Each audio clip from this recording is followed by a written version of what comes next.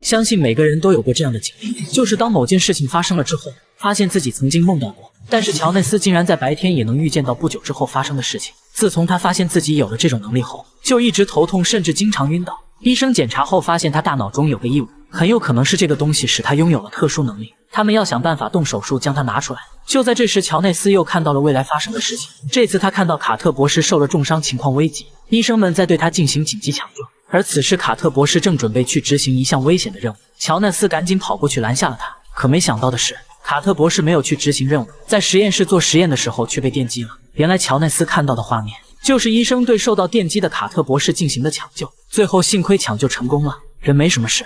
乔内斯很自责，他说如果自己不去阻拦，他就不会受伤了。他怀疑自己预见的未来是一定会发生的，即使他去干涉也影响不了结果。但卡特博士坚持认为未来是不确定的，是可以被改变的。乔内斯突然想起前几天自己曾被外星人抓走过，外星人一直在尝试修改人类的基因，来加速人类的进化，然后他们寄生在进化后的人类身体中，从而获得更强大的力量。他就见到过可以隔空移动物体和可以读取别人大脑的怪人。医生发现他大脑中的异物在快速的长大，必须赶紧给他做手术才行。手术前未来的影像又出现了，这次他看到了上校和队友遭到了埋伏，人们一个个的倒下了，直到最后全部阵亡。他赶紧让人将这个消息告诉将军，然后医生马上开始给他做手术。将军听说情况后，马上使用对讲机联系了上校他们。上校在那边果然遇到了危险，但是已经成功的逃掉了，而对讲机却落在了敌人的手里。将军发现上校他们没有应答，不知道他们出了什么问题，只好在对讲机里警告他们撤离的时候小心埋伏。听到将军的警告，敌人这才知道上校他们已经偷偷跑掉了，于是他们赶紧拉响了警报。附近的敌人马上跑过去包围了上校他们，一切都在按照乔内斯的预言在发展。看来上校他们这次真的是凶多吉少了。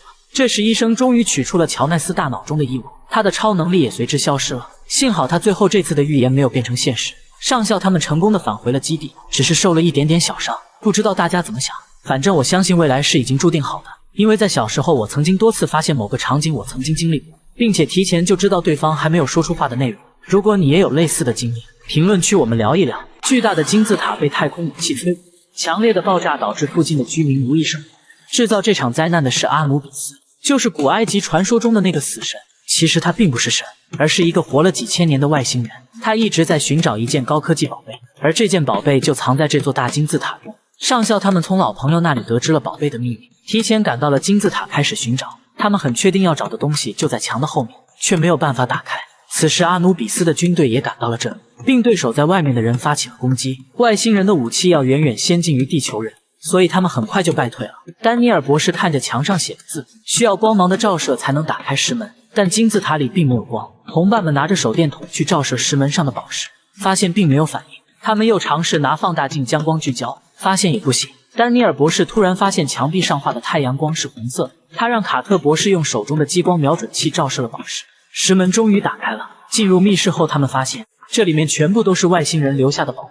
此时敌人已经攻进了金字塔，上校带领士兵进行着顽强的反抗，为同伴们寻找宝贝争取时间。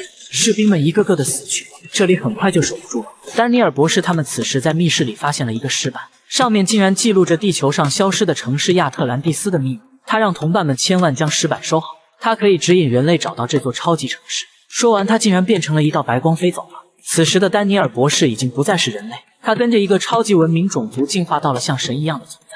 他来到了轨道的飞船上，想阻止外星人对人类的杀戮。外星人的卫兵看到他之后立即朝他射击，但是他毫发无损，因为他已经没有了肉体，以纯能量的形式存在于世界中。他警告阿努比斯继续杀戮下去的话，他就要出手阻止了。没想到阿努比斯并不害怕丹尼尔博士，他走上前让丹尼尔博士看清楚他的样子。原来他也没有了肉体，但是也不能像丹尼尔博士那样变成一道光到处游走。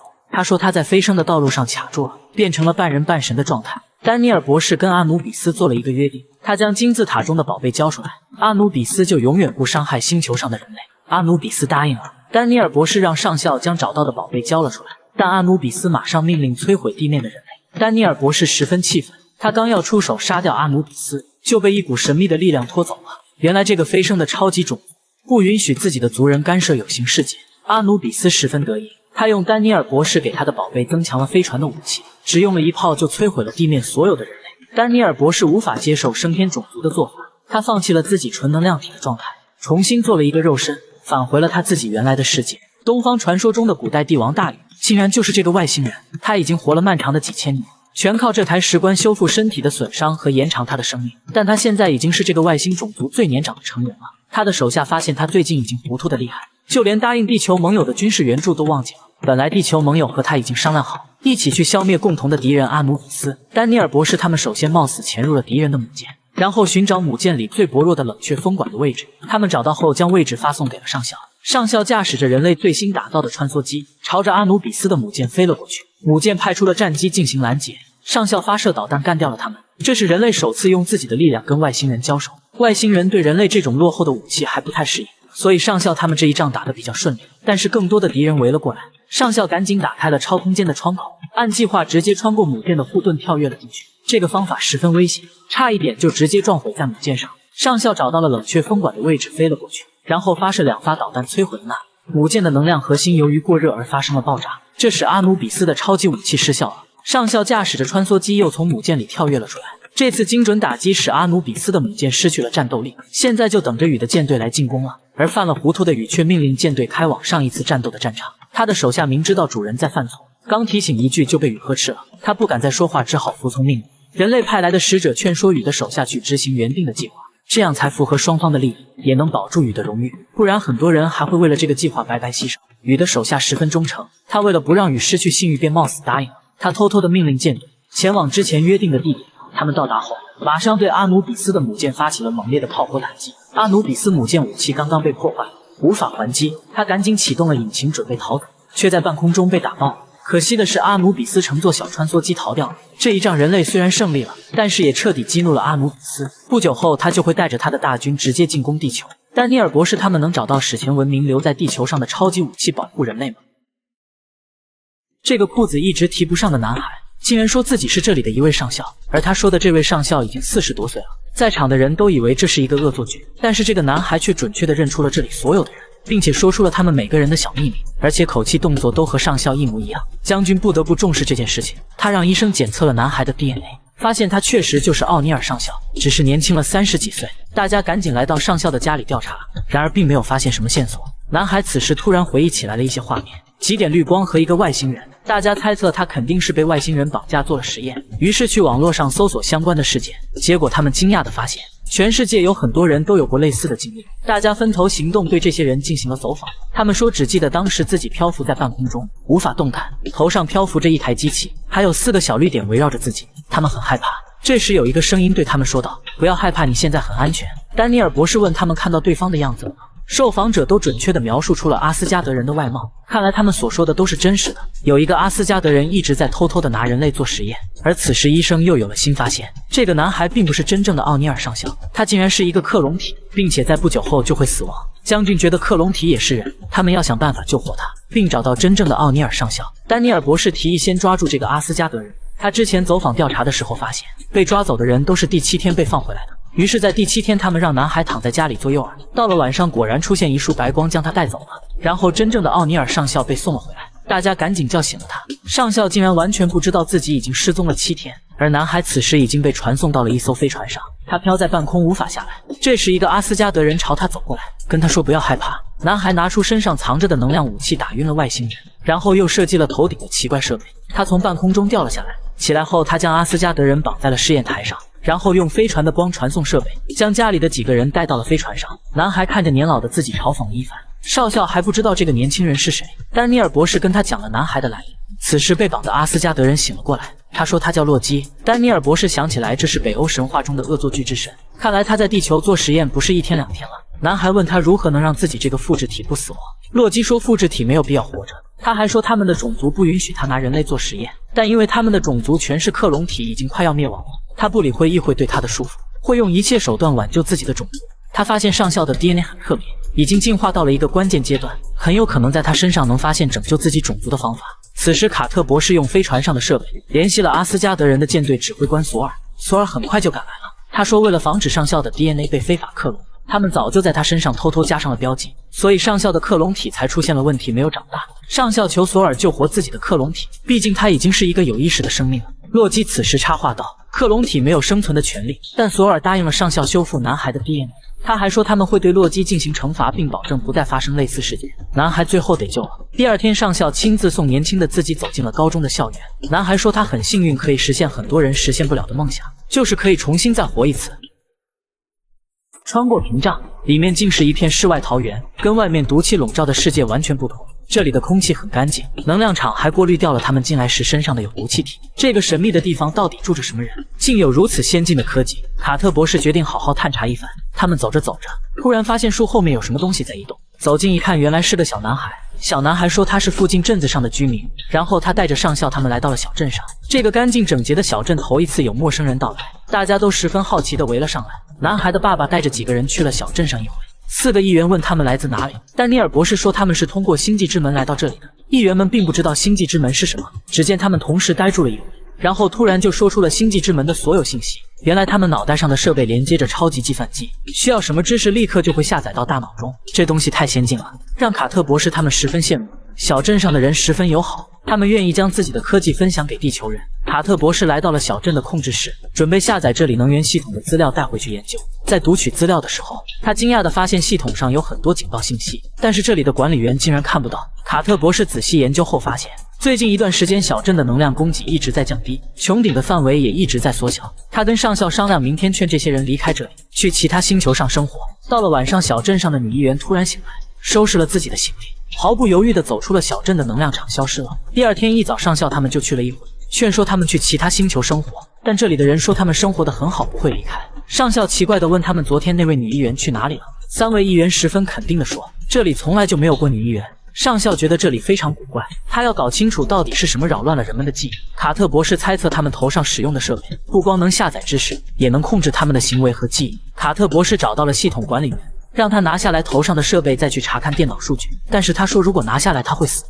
丹尼尔博士拿出了他刚刚找到的纸质版资料，上面写着这个小镇最开始有10万人，而现在只剩下了2000人，因为能量供给不足，系统控制多余的人走出了穹顶自杀了。卡特博士帮助管理员拿下头上的设备后，管理员吃惊地发现真的跟他们说的一样，于是他赶紧关掉了系统和小镇居民的链接。人们全都呆住了一回，然后慢慢的都恢复了正常。清醒过来的人们很感谢上校他们的帮助，然后居民们穿过星际之门搬离了这颗星球，开始了新的生活。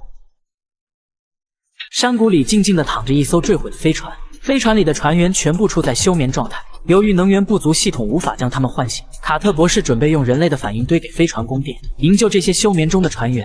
正当大家清点人数的时候，突然一道白光袭击了所有人，大家全都晕了过去。救援的人将他们带回了基地。丹尼尔博士醒来后显得非常不正常，他很狂躁，而且竟然说自己是一位君主，不明白为什么被困在了这个身体里。医生检查后发现他的大脑里有多个意识体，果然不一会儿又一个意识出现了。他说他是飞船上的工程师，他们的飞船正在前往新家园的路上。他最后的记忆就是进入了休眠舱，然后就在陌生人的身体里苏醒过来。医生问他什么情况下会出现这种状况，他说系统绝对不会犯这种错误的，除非有一种情况，就是他们的身体已经死亡了，飞船存储不下太多的意识体，才会将多个意识放入一个身体。医生说有办法分离出丹尼尔博士原来的意识吗？工程师拿了一杯水倒入了另一个杯子，他说意识就像这些水一样，混合在一起就无法分离出原来那些了。他大脑中的意识太多了，导致他头痛欲裂。卡特博士他们准备回到飞船去想办法。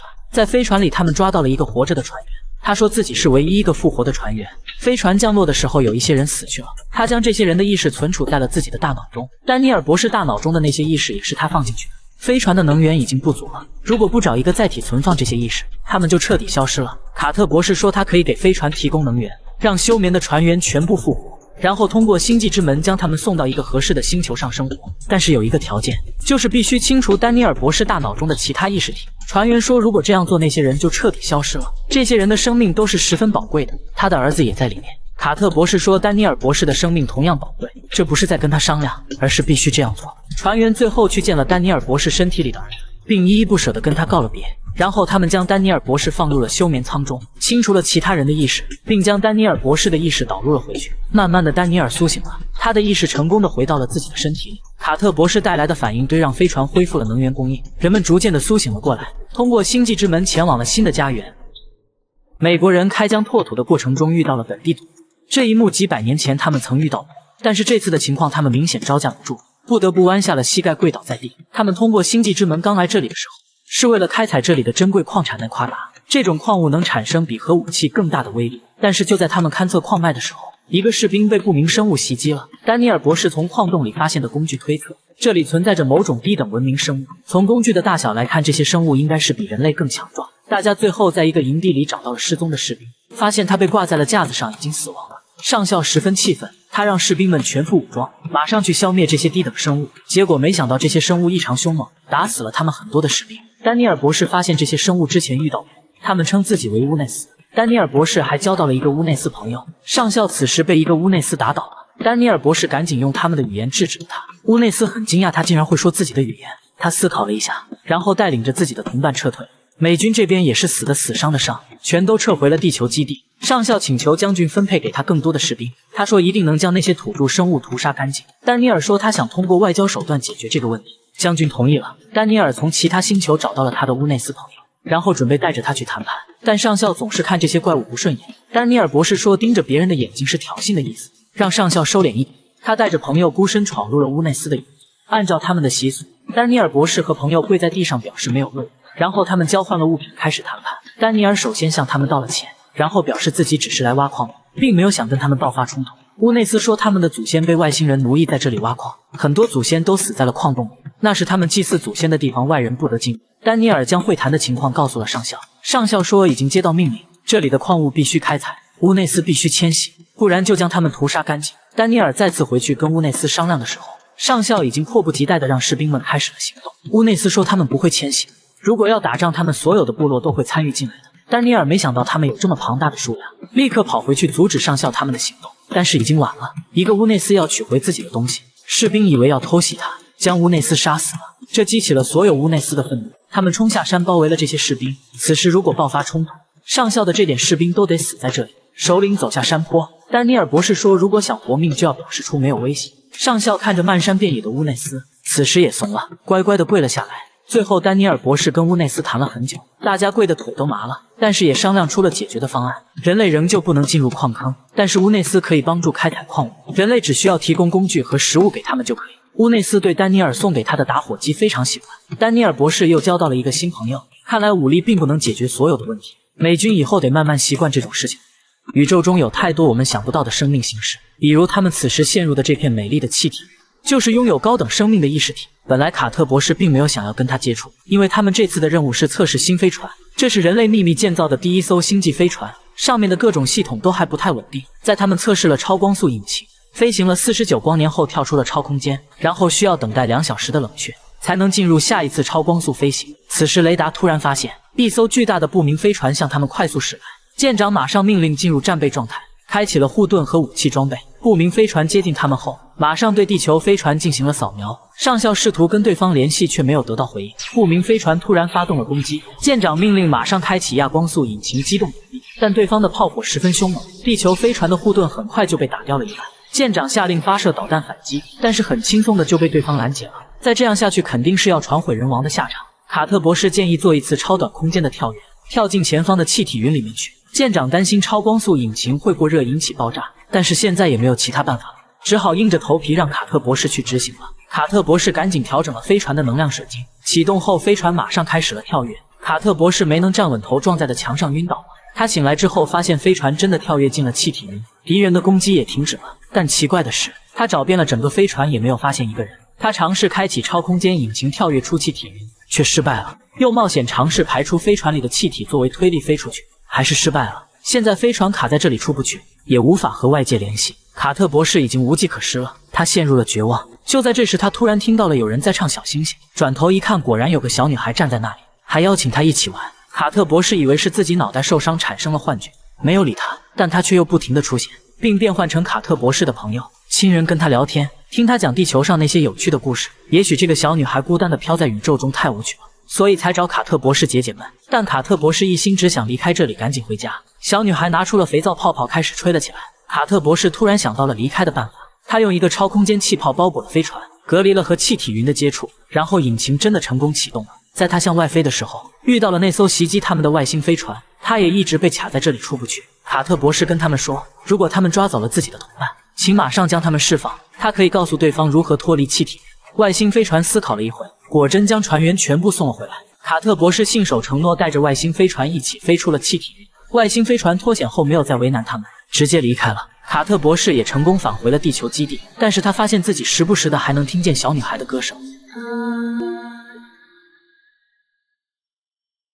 这个家伙的盔甲简直变态，这么强大的密集火力竟然无法伤他分毫。他们赶紧又引爆了提前埋设好的 C4 炸药，同样无法阻止他前进。上校长这么大，从没见过这么强悍的生物，他以为自己这次死定了，没想到这个家伙竟然没理他们，继续去执行自己的任务了。上校他们这次伏击的目的就是想抓一个活的怪物战士回去研究，但是现在看来难度太大了。突然卡特博士想到了一个更妙的主意，他们用传送环将怪物劫持到了飞船上，然后将他打晕带回了基地。他们打开盔甲后发现里面是一个通体透明的怪物，怪物的身体里有一只外星寄生体 Go， 它的外层盔甲能吸收所有的能量伤害，所以人类的武器全都无法对它造成伤害。但它是谁制造出来的呢？我们的外星盟友提供了一台设备，读取了怪物战士大脑中的信息，发现他是从一个遥远的星球上通过星际之门过来的，并且知道了他的创造者就是人类的敌人阿努比斯。将军决定派人到敌人的基地侦查一番。卡特博士的父亲穿上了怪物的盔甲，穿过星际之门来到了阿努比斯的星球。他发现这颗星球建立在一个活火山上面，由于他穿着盔甲，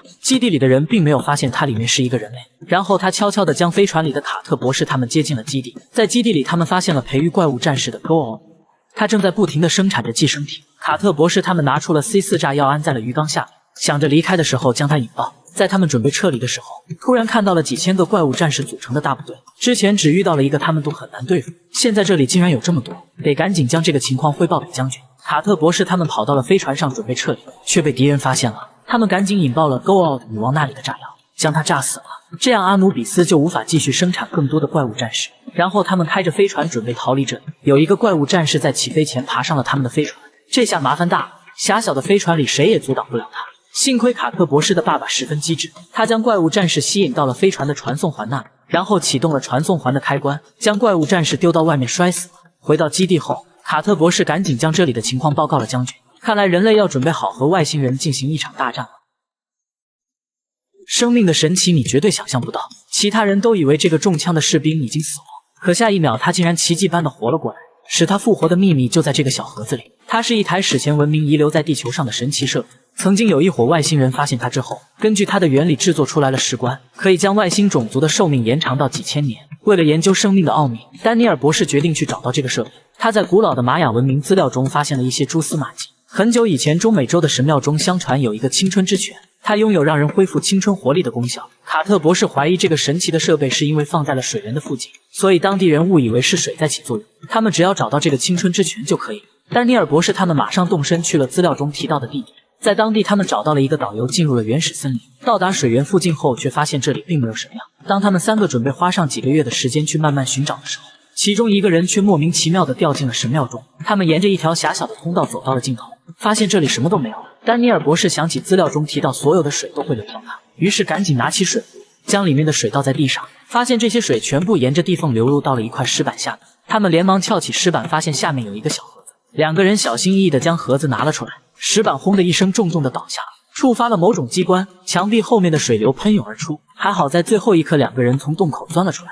还没等他们喘口气，就发现被一伙地方武装包围了。他们抢走了小盒子，并逼问丹尼尔博士为什么来他的国家偷东西。丹尼尔博士什么也没说，但他的朋友没有抗住敌人的拷打，将盒子的秘密全都说了出来。武装分子根据他教的方法启动了小盒子，因为它的制造者就是建造星际之门的主，所以盒子启动后发出了跟星际之门一样的光芒。被光芒照射过的人都感觉身体产生了变化，好像体内有了神奇的力量在涌动，但是人也都变得烦躁易怒。武装分子将丹尼尔博士叫过来审问他盒子的秘密。丹尼尔博士顿时紧张起来，让他赶紧关掉盒子。他说这个东西超出了我们的认知范围，人类的身体没有进化到能使用它的程度。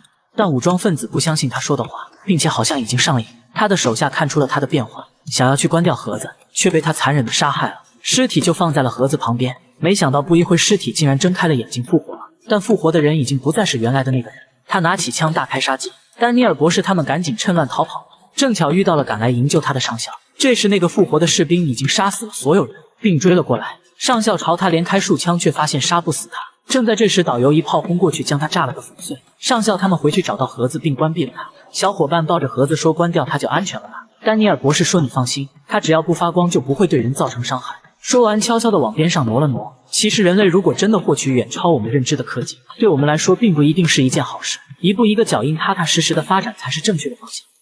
如果你每天刚睡着，就有一个美女来到你的床边，将一个设备连接上你的大脑，然后进入你的梦中，偷偷的窥探你隐藏了多少秘密，我觉得没有几个男人扛得住这样的窥探。这个女人是丹尼尔博士的前女友，她最近每晚出现在博士的梦中，搞得博士白天无精打采。这晚女人又来到他的梦里，并且拿出了一块石板，上面写满了密密麻麻的古老文字。丹尼尔博士竟然立刻就看懂上面的内容，他自己也觉得十分奇怪。他说上面记载着一个惊人的秘密，地球上传说中的亚特兰蒂斯城竟然是史前文明建造的。后来这座超级城市和它的建造者一起飞去了其他行星，但具体地址他无法识别。女人的目的就是要找到这座城市。他发现丹尼尔博士帮不了自己，便有些不耐烦了，生气地离开了他的梦里。丹尼尔博士吓得突然从梦中惊醒，他越想越觉得不对劲，于是第二天跟战友们说了他最近奇怪的梦。Teal 突然想起有一伙外星人拥有读取别人意识的黑科技，他们可能在利用丹尼尔博士潜意识里古人的知识，来帮他们找到石板上提到的亚特兰蒂斯城，这也是丹尼尔博士他们最想寻找的地方。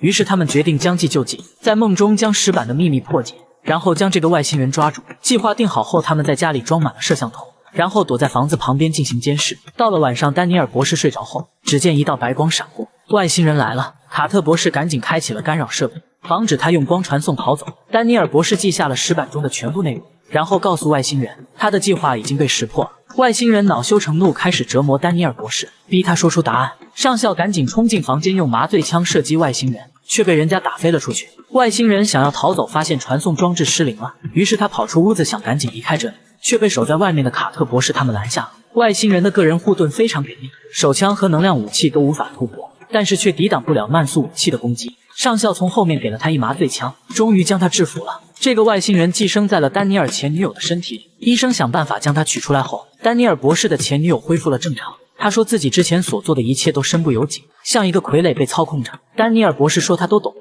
叫他别太自责。能进入别人梦境的黑科技真的可怕，如果被人类发明出来，这个世界肯定马上就会乱了套。1999年，南极洲发生了一场极其惨烈的大战，参战双方死伤无数，但整个世界却没有听到一点消息。因为袭击者是来自其他星球的外星文明，所以地球防御组织进行了严格的保密。本来我们面对强大的外星文明是毫无胜算的，但通过上校他们的努力，在敌人到来之前找到了一个超级文明留下的遗迹。博士按照墙上的文字说明启动了一个开关，突然在墙壁上出现了一台奇怪的机器，把大家吓了一跳，赶紧都躲得远远的。因为在几年前，上校被一台同样的机器抱住了脑袋，强行将整个超级文明的知识都灌入了他的大脑中。人类的身体还没有进化到能吸收这么多知识的水平，所以那次上校差点死掉。最后他找到了外星盟友的帮忙，才救回了一命。此时敌人也跟到了这里，为了不让敌人获取到这台机器，上校决定炸毁它。但是丹尼尔博士不同意，因为这里面存储的知识可以抵抗邪恶外星文明对地球的入侵。他准备牺牲自己，将知识灌入大脑中带走。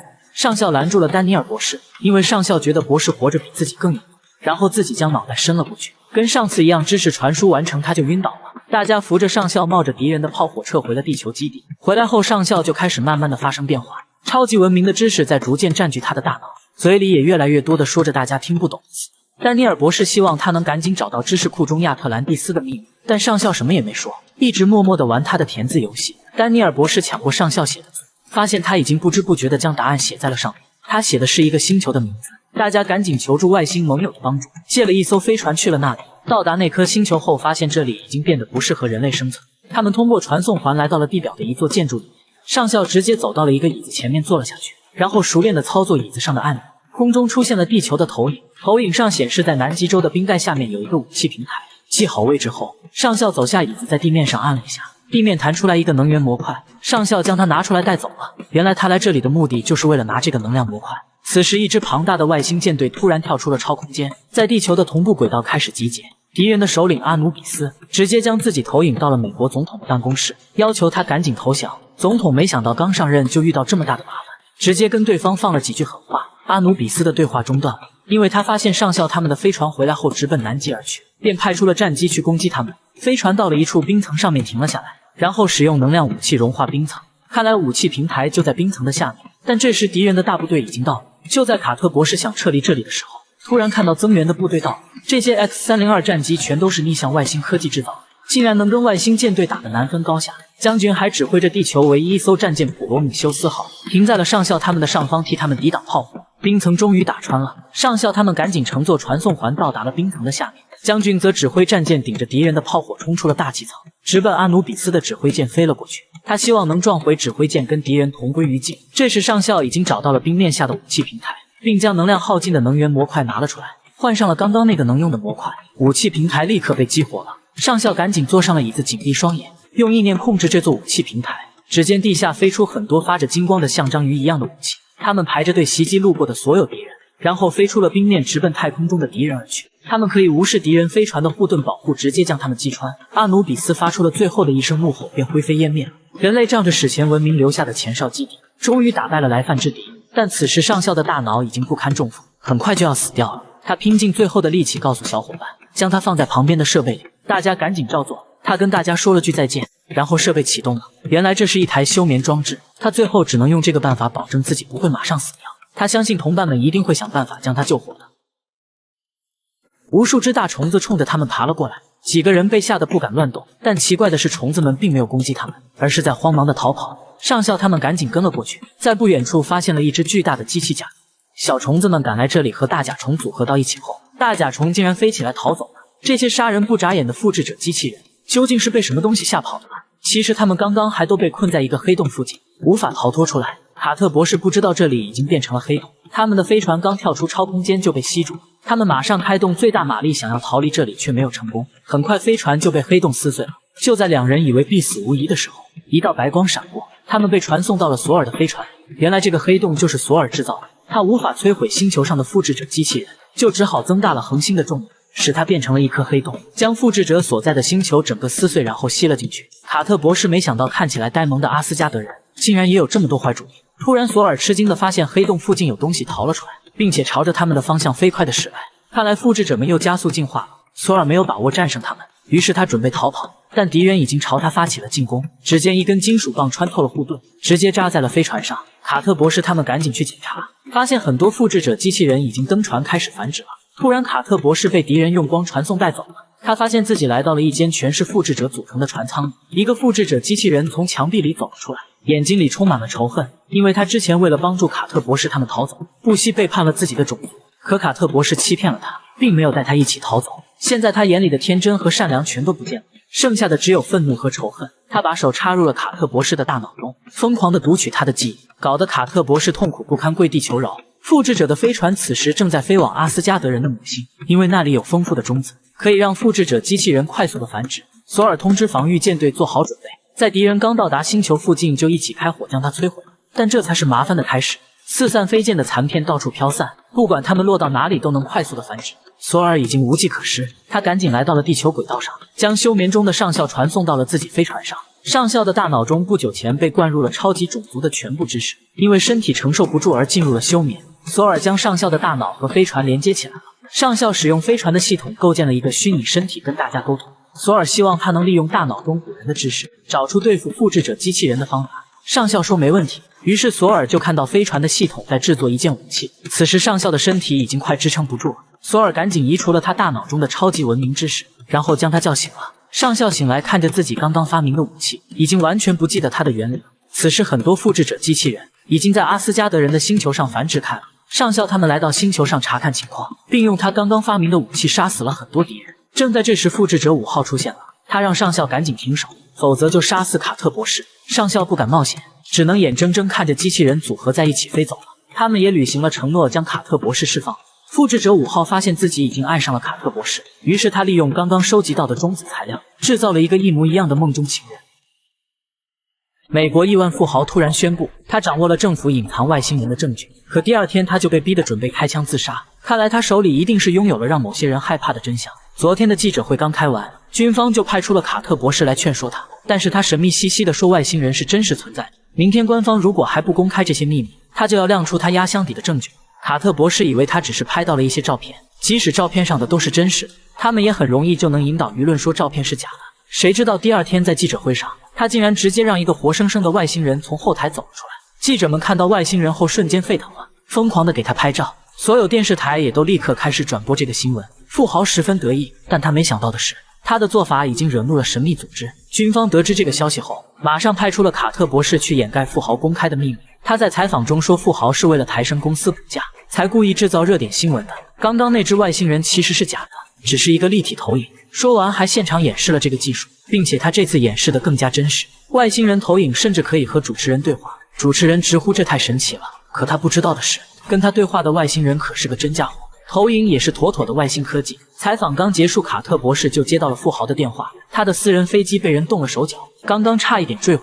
卡特博士跟富豪解释说这不是军方干的，但富豪不相信，他的合伙人也劝他不要公开外星人的秘密。他早就收到了神秘组织的威胁。他们正在争吵的时候，突然一道亮光闪过，富豪消失了。紧接着他出现在了军方的基地中，原来是外星人索尔将他传送过来的。富豪看见索尔被吓了一大跳，因为他展示的那一只外星人是克隆出来的，只是一副躯壳没有意识。而眼前的这位外星人索尔，他可是阿斯加德种族的舰队指挥官，跟人类一直有着秘密的接触。卡特博士为了劝说富豪，给他看了史前文明留在地球上的星际之门，并带着他通过神奇的星际之门去了几千光年外的其他星球。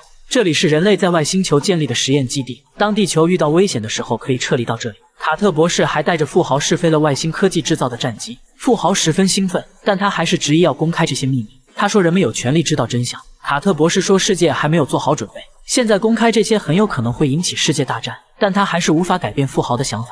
回到地球后，富豪得到消息说他的公司被审查出有财务问题，现在公司股价暴跌，濒临倒闭。他的合伙人哭着求他不要再继续了，他的家人已经受到了生命威胁。晚上他的合伙人就自杀了。富豪看着即将破产的公司和死去的老朋友，终于知道了自己力量的渺小。他拿出了手枪准备了结自己的生命。这时卡特博士找到了他。富豪说现在谁也帮不了他，只能一死了之。卡特博士说地球上他确实无法活下去了，但是可以把他送到其他星球上安稳地过完下半生。富豪想了想，只好接受了。外星人的秘密如果有一天真的隐藏不住，会像卡特博士说的那样引起世界大战吗？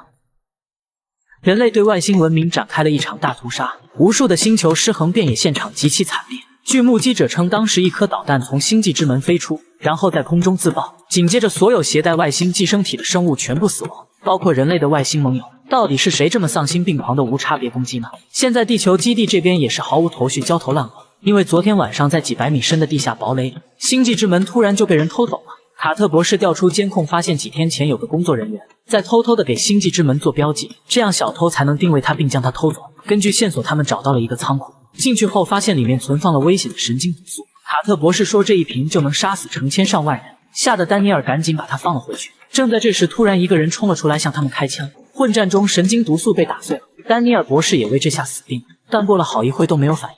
他们这才知道这些神经毒素不是针对人类的，而是用来消灭外星寄生体的。看来是有人偷走了星际之门，然后将毒素发射到外星人的星球去杀死他们。继续调查的时候，他们发现了一个可疑人员。卡特博士将他打晕后，从他手里找到了一个遥控器。遥控器启动后，卡特博士直接被传送到了一艘飞船里，可还没等他反应过来就被敌人打晕了。醒来后看到几个人正在将神经毒素装进导弹，然后在列表中按顺序找到了一个外星球地址，拨通那里的星际之门后，将导弹发射了出去。导弹到达敌人的上空后自己炸开了，然后星球上所有携带寄生体的生物全都死亡了。卡特博士警告这些人，那些星球上有人类的盟友，也有反抗邪恶外星人的奴隶，这样无差别的攻击太残忍了。可这些人却说军方太软弱了，他们这么做都是为了保护人类的安全，牺牲一些外星盟友总比牺牲人类自己要好。说完继续不停地发射导弹。丹尼尔博士此时也悄悄登上了飞船，他摧毁了船上的水晶，使他失去了隐身的能力，这样美军的太空战舰很快就发现了他。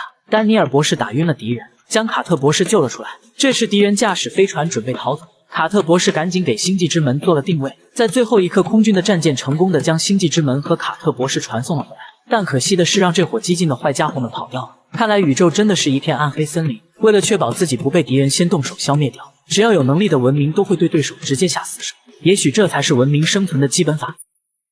这个大男孩爱上了聪明漂亮的姐姐，但姐姐却狠心地抛弃了他，因为他并不是人类，而是十分危险的复制者机器人。大男孩不死心，耗尽了所有的资源复制了一个机器人姐姐。机器人和真人拥有同样的性格和记忆，所以机器姐姐依然不爱他，并且逃跑了。机器人联系上了卡特博士，希望跟他见一面，并请求他们将自己摧毁，因为人类拥有一台可以消灭他的武器。卡特博士答应了，他觉得这是了解复制者机器人的一个好机会，他希望能从机器人身上找到战胜他们的办法。但是复制者机器人实在太危险了，稍不注意整个地球就会被他们毁灭。卡特博士跟机器人约好去其他星球上见面。机器人到达后 ，Teal'c 拿着唯一一台可以摧毁他们的武器，死死地盯着他，不敢有一点马虎。卡特博士也非常小心，只是在监控中远远地跟机器人对话。机器人说，其他复制者正在往这边赶来，他们已经对自己进行了升级，不再害怕人类手里的武器。他愿意帮助人类修改武器对付机器人。卡特博士不相信他，问他为什么要这样做。机器人说，他的思维和记忆跟人类的自己是一样的，他不会看着人类被毁灭。他刚被制造出来的时候，其他机器人总是训练他杀死之前的战友，看着被模拟杀死的战友们，他再也忍受不了才跑出来的。卡特博士相信了他的话，跟他一起研究如何升级武器。机器人将复制者的秘密全都告诉了卡特博士，他们很快就将武器升级好了。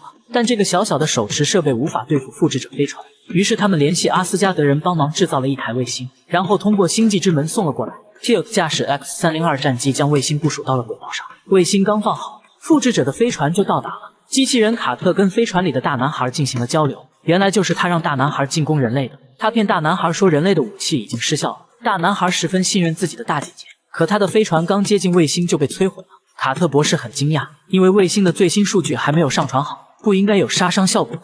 他立刻意识到上当了 ，Teal'c 赶紧向机器人发起了攻击，但是武器已经失效了。机器人说他已经将自己和手下都进行了升级，现在人类唯一能威胁他们的武器已经没有了，并且他已经杀死了所有能威胁到自己的同类。他现在已经能控制银河系所有的复制者机器人，他要做这个星系的主人。卡特博士启动了基地的自毁装置，但是被机器人轻易的就破解了。士兵们的武器对他也是毫无效果。他打倒了所有的人，然后打开星际之门准备离开。Teal'c 拉住了他的胳膊，然后让卡特博士赶紧切断虫洞连接，希望这样可以杀死他。没想到他跟卡特博士一样聪明，直接将一条手臂断掉了，化成了一地的碎金属。卡特博士傻了眼，他意识到自己犯的这个错误可能会害死整个人类。地球40多亿年的历史，怎么可能只孕育出我们人类这一个文明？其实早在几百万年前，就有一个远超我们的神秘种族生活在地球上。后来他们一部分人乘坐着会飞的巨大城市，从地球飞向了遥远的飞马座星系，并将他们的文明在飞马座星系进行了播撒。如今人类在南极的冰盖下面，碰巧发现了这个史前文明留下的秘密，并由各国联合组建了一支探险队，准备通过星际之门前往飞马星系去寻找这座城市。由于距离非常遥远，星际之门的外接能源只够他们连接一次，这就意味着探险小队离开后就无法再得到地球的补给。但勇敢的探险者们依然义无反顾地踏上了旅程。可这一去就再也没有了他们的消息。1年后，地球这边在外星盟友的帮助下，秘密地建造了一艘星际飞船。他建好后的第一个任务，就是要去飞马座星系寻找这支探险队。这次的任务由哈德蒙将军亲自指挥，飞船在超光速引擎的强力推动下，也要18天的时间才能到达目的地。一路上他们都非常顺利，直到有一天飞船收到了一个神秘的求救信号。哈德蒙将军决定飞过去查看一下。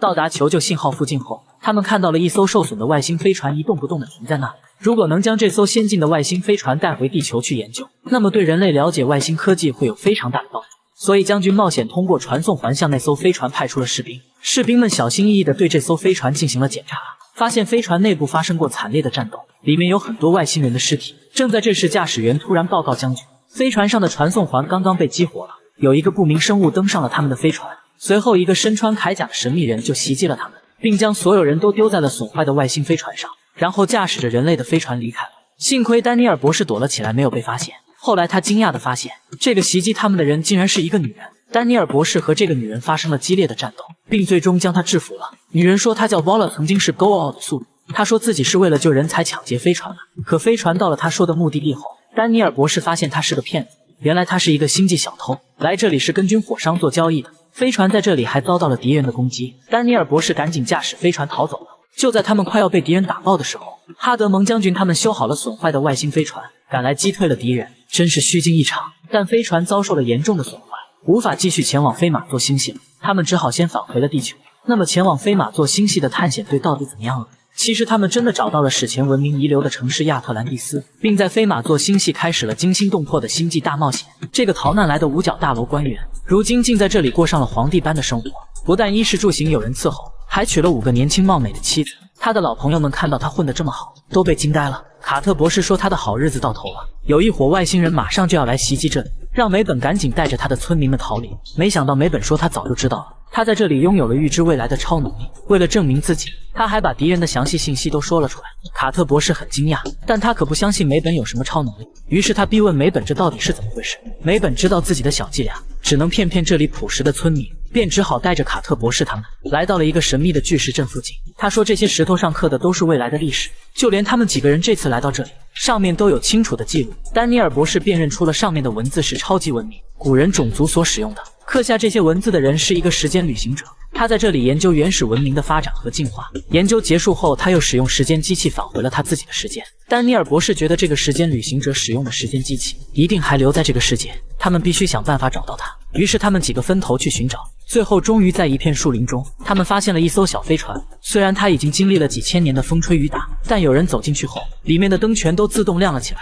看来它还能继续使用。卡特博士仔细地查看了里面的设备后，他说这绝对是一个惊人的发现。原来这艘飞船是由超级种族古人所制造的，里面有远超我们银河系文明的先进科技，但他们的设备都有一个特点，就是必须拥有古人种族的基因才能使用。而恰巧奥尼尔将军就是拥有古人种族基因的人。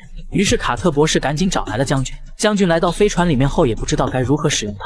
卡特博士让他集中注意力，想着启动飞船就行。奥尼尔将军闭上眼睛，集中注意力后，真的将飞船启动了。还没等他们对小飞船进行详细的探索，敌人巨大的母舰就已经到达了这颗星球附近，并派出了士兵准备武装控制这里。美本的子民们还没来得及撤退，奥尼尔将军为了保护这些人，只能硬着头皮驾驶这艘小飞船去引开敌人母舰的注意。这艘神奇的小飞船完全不需要任何手动操作，就能自动飞行。只见它灵巧地躲避着敌人的炮火，朝着母舰快速地飞了过去。奥尼尔将军心里想着向敌人开火还击，小飞船上一发炮弹就打了出去。卡特博士让他继续开火，但是奥尼尔将军感觉这一发应该就足够了。只见他们发射的炮弹无视敌人的能量护盾，直接就将巨大的母舰给击穿了。随后母舰就发生了剧烈的爆炸。卡特博士他们简直不敢相信自己的眼睛，古人种族先进的科技竟然能碾压这些邪恶的外星人。将军他们就这样很轻松地获得了胜利。临走时，奥尼尔将军想带美本返回地球，但美本却说这里的人离不开他。将军想想也是，谁能舍得离开那5个年轻貌美的妻子呢？美俄两国毫无征兆地突然中断了所有的高层联系，并且双方都将导弹架上了发射台，战略轰炸机也紧急起飞进入战时状态。整个世界莫名其妙地笼罩在了核战争的阴影中。来自美国的丹尼尔博士还不知道这个情况，他正准备去拜见一位俄国将军，车子开到半路却被拦了下来。10几个荷枪实弹的士兵紧张地围着他。俄国美女军官去问发生了什么事，对方说现在已经进入战时状态，然后就将丹尼尔博士强行带走了。在一个房间里，士兵们抽了博士的血液进行化验。俄军上校质问丹尼尔博士为什么要见将军，他说将军刚刚差点被暗杀，此时已经被严密保护了起来，而杀手的身份却让所有人都惊掉了下来，他竟然是美国的副总统。丹尼尔说副总统绝不可能犯傻干这种事情，可俄国上校说他已经不是原来的那个副总统了。说完放了审问他的录像。丹尼尔博士看到副总统的眼睛发出了光，原来他的身体已经被外星种族寄生了。俄军上校说他们不知道美国高层有多少人被外星人控制，无法再相信他们。而美国此时也有证据显示，俄方高层也被外星人渗透了。现在双方互不信任，这时外星人只要在中间稍微一点火，两国就可能爆发核战争，然后将整个人类文明都毁掉。奥尼尔将军知道了这个情况后，马上找来了俄军的另一位上校。上校说，如果想重新建立两国的信任，整个美国高层必须让俄军体检一次，包括总统。奥尼尔将军说这绝对不可能。丹尼尔博士此时在美女军官的帮助下，偷偷的去见了被捕的副总统，并跟他体内的外星寄生体进行了沟通。聪明的丹尼尔博士很快就从他口中套出了话，猜测出在俄军中肯定有他们的内幕。这时已经有士兵被派来杀人灭口了。丹尼尔博士赶紧启动了身上的光传送设备，将他和副总统一起带到了地球轨道的美军飞船上。根据刚刚得到的情报，卡特博士仔细分析了所有的俄军军官，他发现副总统刺杀的那位将军最近都不再戴眼镜了。博士猜测他已经被外星寄生体控制了，眼睛就是被寄生体治好的。看来副总统和将军是在演戏挑拨两国关系，然后让人类自己动手摧毁自己。丹尼尔博士想知道有多少外星人混进了两国的高层。这时飞船遭到了外星人的袭击，外星人想将副总统杀人灭口，偷袭没有成功，反倒让副总统逃掉。副总统使用传送环逃回了外星飞船。此时人类的星际战舰瞄准了敌人的飞船，几炮就将他干掉。奥尼尔将军赶紧将发生的这些事汇报给了两国的总统，他们听完后撤回了各自的战略和力量。一场危机终于解除，世界又恢复了平静。两国遇到危机，全世界都跟着遭殃，这个瓜我们可不想跟他们一起吃。这个男人无意间发现了一件宝贝，他刚触摸到这块黑色的小石头，眼前就突然出现了不可思议的画面，一个喷涌着巨大水柱的圆环，还有一群陌生人全副武装的跑了进去。他赶紧将这个神奇的石头买了下来。他是一个理发师，为了哄顾客们开心，每次理发的时候都给他们讲故事听。但他的故事都非常的无聊。可现在不同了，自从有了这个神奇的小石头，理发师每次触摸它的时候，都能看到惊心动魄的精彩故事，那种感觉非常真实，就像在自己身上发生的一样。故事里有一伙邪恶的外星人，他们一直想来地球看看，但地球上有个4人组成的小队，一直在跟这些外星人斗智斗勇，不让他们靠近地球。期间，这5个人还发现了很多友好的外星文明。理发师将这些精彩的故事讲给客人听，大家都以为是他自己编出来的，都被他天马行空的想象力折服了，甚至很多人都被故事里主人公的事迹感动哭了。理发师很快在小镇上出了名，他打算将这些精彩的故事写成书，让更多的人知道这些默默为人类牺牲的英雄。但他投了几百家出版社，稿子都被退了回来，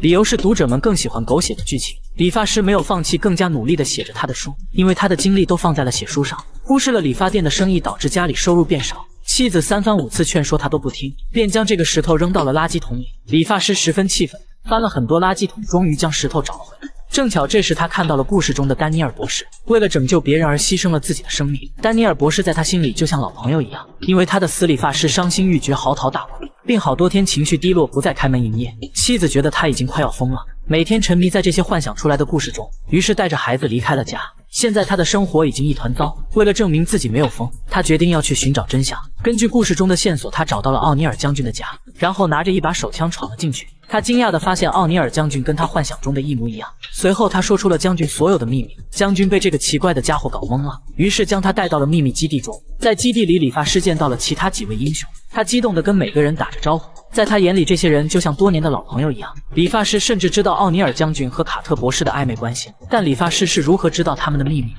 卡特博士研究后发现，理发师手里那个小石头是古人种族的娱乐工具，将军曾经触摸过基地中的一颗，激活了它。之后理发师触摸了另一颗，从此2个人就建立了连接，能互相看到对方的生活。卡特博士好奇地问将军是否也看到过理发师的生活，将军说他一直都能看到，但是跟谁都没有说过，因为自己每天过着紧张刺激的生活，能感受下普通人的悠闲日子，他感到很放松。之后将军去见了理发师的老婆，并跟他解释了发生的这一切。奥尼尔将军每天都能偷窥别人的生活还不说出来，真是细思极恐啊。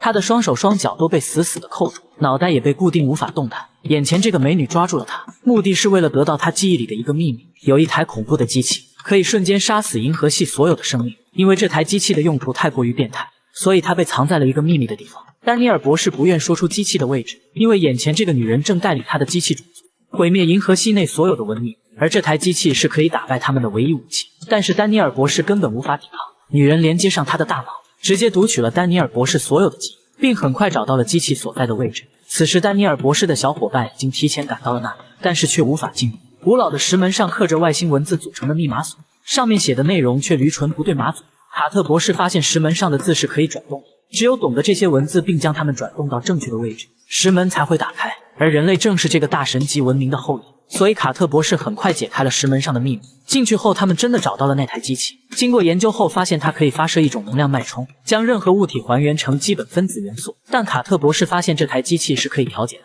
只要把它设置成特有的频率，那么就可以只杀死特定类型的生物，比如他们现在最大的敌人——复制者机器人。现在这群机器人已经通过星际之门攻入了地球，将军赶紧封锁了整个基地，但还是有漏网之鱼会跑到基地外面。将军只好呼叫了核武器来炸毁整个基地，跟他们同归于尽。卡特博士努力地调整了机器，但短时间内很难将它设置好。此时复制者机器人已经赶到了这颗星球，并朝着这里疯狂地冲过来。士兵们在外面拼命地抵抗着，为卡特博士争取时间。就在大家都要顶不住的时候，整个宇宙内所有的复制者机器人突然全部停止了。原来丹尼尔博士通过自己强大的意志力，反向控制了潜入他意识的机器人。机器人很惊讶，他竟然拥有这么强的意志力，于是赶紧断开了他的连接。丹尼尔博士毫不畏惧地朝机器人走过去，机器人将手臂变成了锋利的尖刀，直接插入了丹尼尔博士的胸膛，将他杀死了。所有的复制者机器人又全部恢复了正常。这时卡特博士他们已经调整好了机器，机器启动后，山顶被打开，一个球状物体从里面缓缓地升了起来。与此同时，整个银河系成千上万的星际之门同时被打开了，场面异常的壮观。只见球体发射出了一道能量波，这道能量波所过之处，所有的复制者机器人全部被分解掉，并且能量波通过星际之门，同时传遍了整个银河系，杀死了所有的复制者机器人。这场危机终于解除了，可丹尼尔博士又一次献出了他的生命，但是这次连他的尸体都找不到了。将军无法接受他的老朋友牺牲了，并拒绝为他举行葬礼，因为将军知道这个家伙不是那么容易死掉。升天的古人种族非常喜欢他，说不定哪天这小子又光着屁股回来了呢。人死后究竟会去哪里？丹尼尔博士找到了答案。他死后发现自己莫名其妙地走进了一家餐厅，他找到了一个空位置坐了下来。一个服务生走过来问他要吃点什么，他惊讶地发现这个服务生竟然是老熟人奥马，因为他上次死亡的时候，就是奥马让他光着屁屁又复活了。奥马说这个餐厅里全是和他一样的升天种族，他们没有死，全都是以纯能量的形式存在着，是宇宙中最强大的力量。这时一个大胖子惊讶地跟丹尼尔博士打招呼，因为博士无私的牺牲精神，使他登上了升天种族报纸的头版。胖子热情地打过招呼后，说他还有大事要办，就先离开了。博士继续往下看，发现下面还有一个小新闻。阿努比斯找到了一台升天古人遗留的机器，正计划用它抹平银河系所有的生命。丹尼尔赶紧将报纸给奥马看，他知道奥马非常善良，曾经3番5次地帮助自己，但奥马却说他早就知道了，可是他不能出手干预，好像有什么难言之隐。丹尼尔博士只好又去找其他人，可其他人都当他不存在一样，不跟他说话。奥马说你现在还不是升天种族的状态，他们是不会理你的。丹尼尔说那赶紧将我升天吧，这样我自己就可以去阻止阿努比斯了。奥马说升天种族是不能干涉有形事物的，气得丹尼尔博士冲他们大喊，你们是宇宙最高等级的文明，为什么这么傲慢？看着整个星系的生命被摧毁都无动于衷，看到所有人都不理他，丹尼尔生气地把手伸向其中一个人，但是他只碰到了一道白光，他们还是根本不搭理丹尼尔。这时那个大胖子又来到了餐厅，得意洋洋地跟丹尼尔博士讲着新闻。阿努比斯仗着自己半个升天古人的身份，用他的超能力打败了守卫的士兵，很快就要完成他摧毁银河系所有生命的计划。丹尼尔博士好奇地问胖子为什么这么开心，胖子说他也是奥马帮助升天的，原来他就是阿努比斯。丹尼尔博士突然明白了，因为奥马错误地帮助了一个恶魔升天，加入了古人种族，其他人为了惩罚奥马，让他亲眼看着无数的生命被毁灭。阿努比斯嚣张地笑着，准备离开这里去完成他的计划。丹尼尔博士朝他扑了过去，想上前阻止，却依然无法触碰到他。这时奥马忍不住站了起来，他说自己虽然不能干预有形世界，但可以和升天状态的阿努比斯战斗，他们虽然谁也杀不了谁，但这样阿努比斯就无法抽身去完成他的计划。说完两个人就化成一道白光飞走了。地球基地里大家正在讨论阿努比斯突然失踪的怪事，突然听到办公室里传出了丹尼尔博士的声音。奥尼尔将军赶紧过去查看，却被吓了一大跳，赶紧扯下了旁边的旗子递了进去。然后丹尼尔博士光着屁屁走了出来，原来他又一次放弃了成为升天种族的机会，其实他更喜欢做一个有血有肉的人类。升天种族虽然科技水平无比的强大，但他们已经失去了对生命的尊重，这样的永生世界不去也罢。